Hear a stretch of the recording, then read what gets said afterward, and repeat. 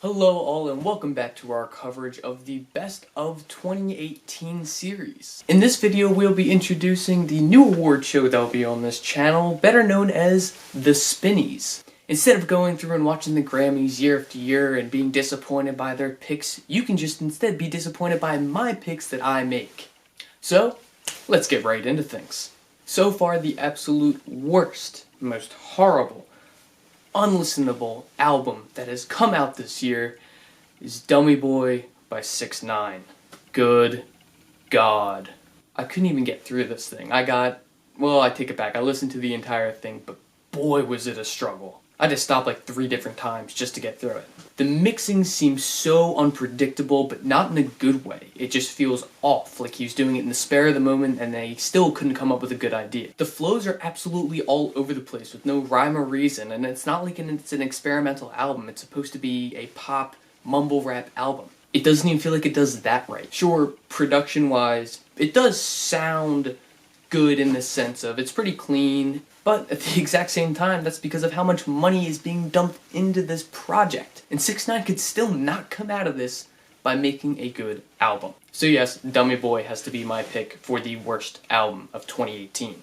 Following up and adding to my dislike of 6ix9ine, he comes in as the most annoying artist of 2018. This guy just doesn't know when to shut up. And not even in a Kanye way that he doesn't know to shut up.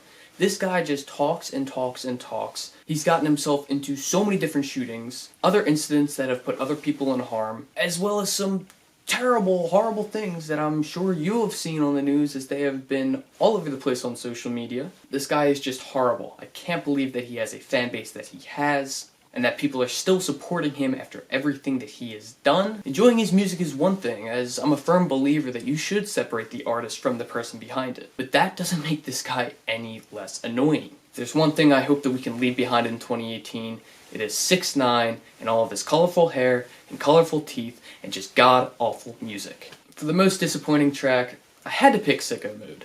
To me, Travis Scott had something so good here. The opening synth piano beat is fantastic. I can't get over how good the intro to that song sounds while still ending up with just a terrible song in general. Yes, I know Travis is known for his beats, but he switched so early on his best beat on the entire album. And I'm not knocking Astroworld either. I actually enjoyed that project a lot. But I keep seeing how many people enjoy Sicko Mode and that's one of their favorite tracks of the year. I just can't wrap my head around the fact that he switched off the best beat that I think he has ever come up with and turned it into something so bland, so unmemorable, and especially in comparison to what he had created earlier. And Drake's lyrics on this track are not great. I don't understand the chorus. Other people before me have pointed out, but using a prescribed drug for what it is prescribed for is not really cool. And I'm not saying not to use prescribed drugs for what they're prescribed for, because obviously you should. But it's weird hearing Drake being so braggadocious about this fact in a track while still trying to make him sound like he's one of the coolest guys around. I'll never understand it. I don't like this track. I was very disappointed by it, especially after that first synthesizer beat. Such a shame. For me, the worst trend of 2018 has to go to the mediocrity of mumble rap. I'm not a total fan of mumble rap, but at the exact same time, there are a lot of good artists that have come from this genre. I'd be lying to you if I said that I didn't like artists like Ski Mask the Slump God, because to me, he's one of the better artists to come out of 2018. And he uses mumble rap in a very well-produced way. But on the flip side, there's a lot of bad mumble rap that has come out this year. And since it has risen in popularity as becoming the new pop music out there, it's upsetting to see hip-hop take such a downward turn. I'm not saying that all mumble rap doesn't have meaning, but the majority of it doesn't. And in some cases, that's okay, but in majority of the cases, it's simply not acceptable. Again, especially with the rise to its pop stardom. And I hope that mumble rap can turn itself around, because I think that there is potential in what it is. But right now, I'm not impressed by it.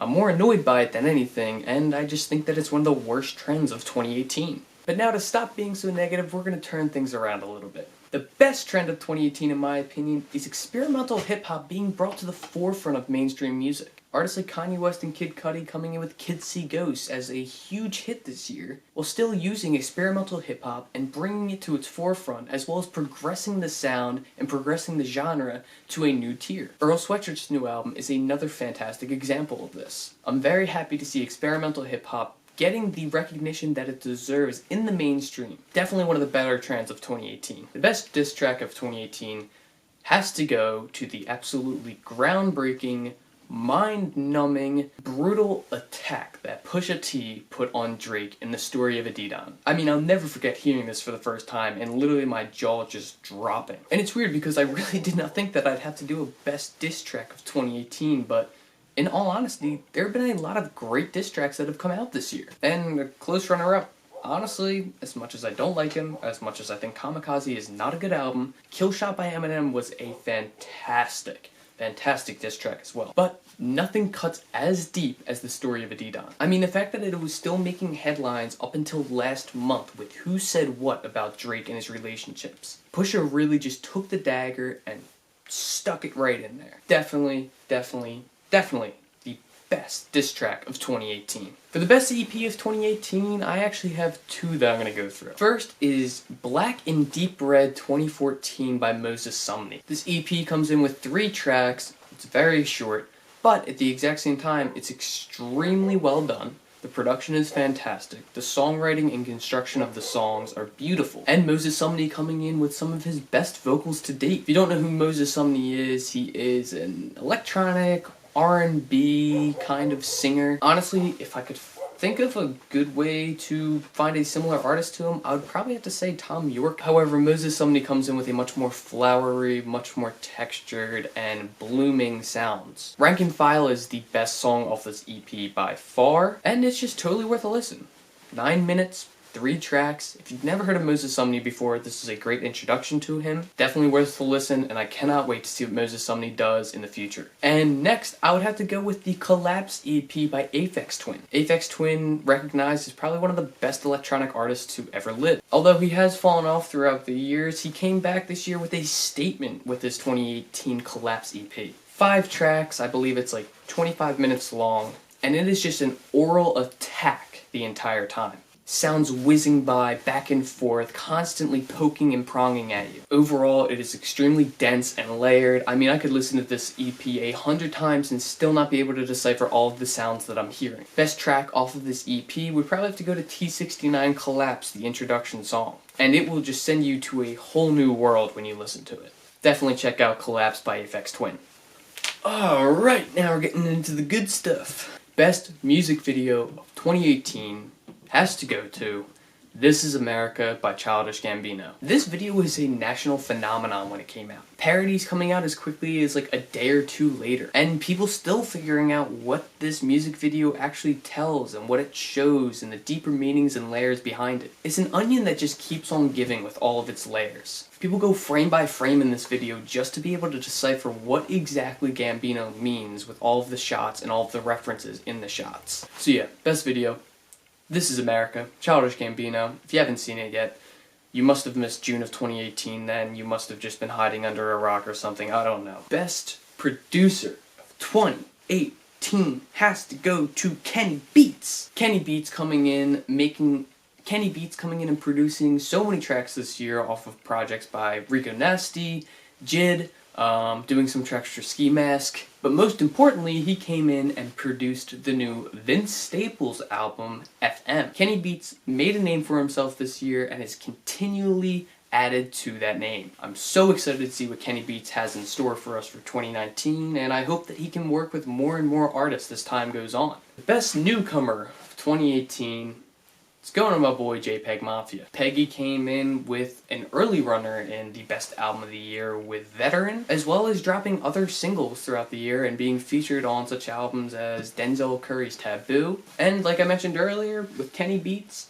JPEG Mafia put up the track Puff Daddy this year, which was a fantastic single. But yeah, overall, JPEG Mafia is pushing the frontier of experimental hip-hop, pushing the frontier of what experimental hip-hop can be in the mainstream, and is just a leader and a progressive person overall. Really excited to see what Peggy has to offer in 2019 and beyond.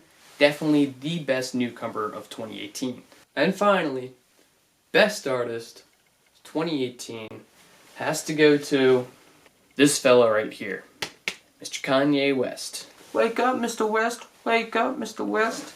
He certainly woke up this year. Throughout controversy this entire year, whether it be his support for the Orange Cheeto in the Oval Office, on top of making horrible comments that slavery was a choice, Kanye found some time to make some pretty darn good music this year. Coming out with 5 albums total in 5 weeks on good music, Kanye blew the competition out of the water in my opinion. And like I said earlier when I was talking about 6ix9ine, I'm a kind of person that likes taking the artist and separating it for the person that they actually are. So to me, there's no better pick for Artist of the Year this year than Kanye West. Kids See Ghost is one of the best albums of the year and will be looked upon as a classic for years to come. Ye was an incredibly beautiful and deep look into the life and psyche of Kanye West. While he helped produce Pusha T's Daytona, which is again one of the best hip-hop albums of the year, and I think will also be marked down as a classic as well. And we'll kind of forget about the Nasir album, that was not great. And although I am still looking for Yandhi, Kanye still came into the game this year and gave it his all. And it proved to be fruitful with majority of the projects that he ended up putting out. I hope you enjoyed watching the Spinnies this year. This will be a yearly show that I guess I come back to and